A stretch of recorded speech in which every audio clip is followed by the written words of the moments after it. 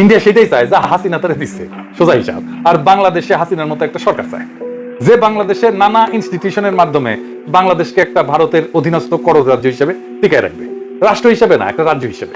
আপনাকে পিটায় মেরে ফেলা হবে সারা রাত, কারণ আপনি 5 ওয়াক্ত নামাজ পড়েন।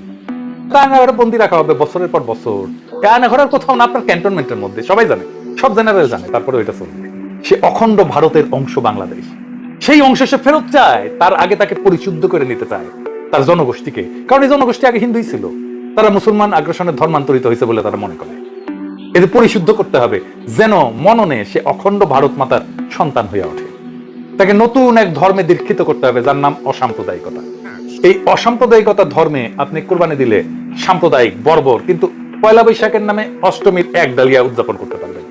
আপনি বুঝবেনই না যে আসলে আপনার পয়লা বৈশাখের আড়ালে আপনি আসলে দুর্গাপূজার অষ্টমী করতেছেন। আপনি পূজা মণ্ডপে যেতে পারবেন, কিন্তু ঈদের নামাজে দাঁড়াইলে আপনি সাম্প্রদায়িক, পূজায় গেলে আপনি অসাম্প্রদায়িক, ঈদের নামাজে দাঁড়াইলে আপনি সাম্প্রদায়িক।